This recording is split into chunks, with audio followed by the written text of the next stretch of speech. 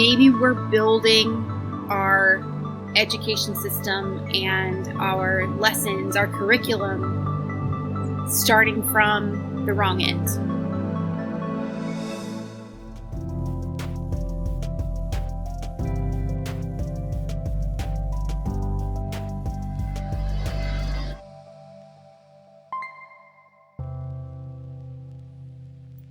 Hi, Kathy Ulistala with UpwardHouse Learning. Thank you for joining us for our vlog.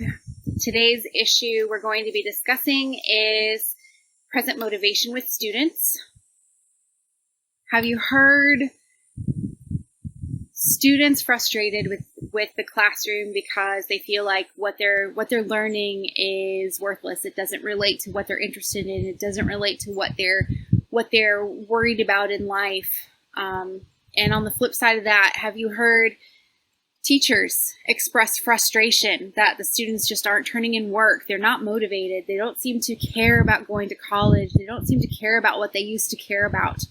Just a couple years ago, pre-COVID, things have changed since COVID, and it's really hard to get students motivated and even parents motivated to get involved in their kids' education and to really push the students.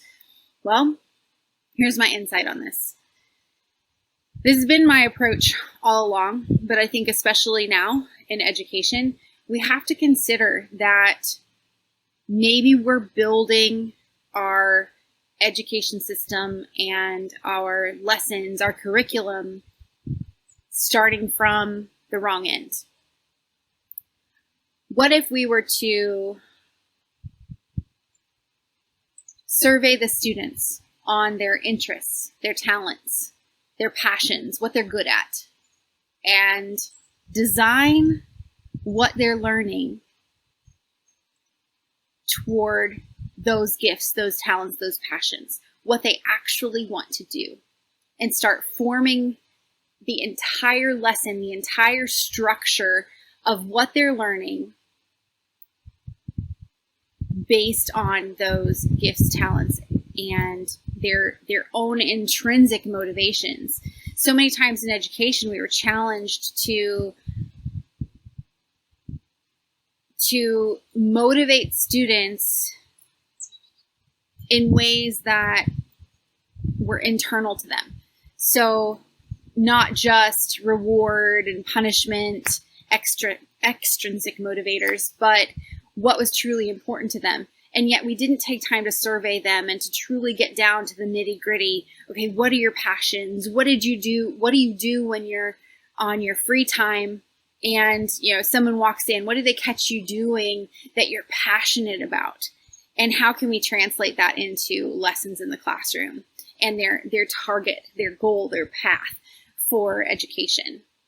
Instead, in public education and even oftentimes in private education, and even homeschool and tutoring, we design a curriculum based on what the state standards are. And while I do agree that there needs to be a standard, there needs to be a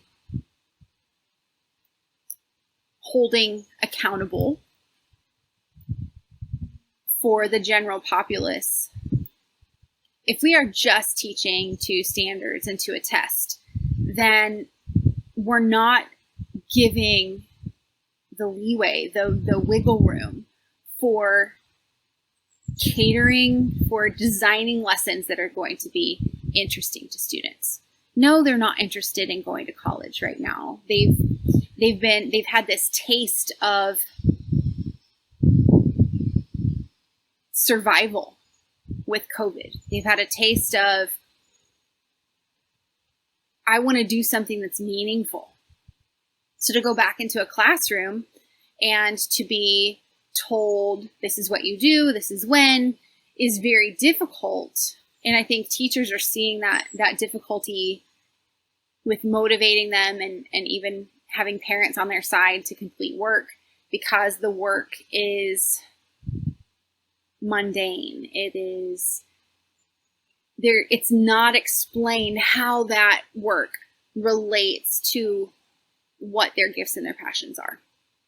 So if we would start with even a career test or career interest surveys. There are free ones online that I found that I use with my tutoring students, and even my own children have taken those to give ideas. Okay, your what you are naturally interested in leans toward this career.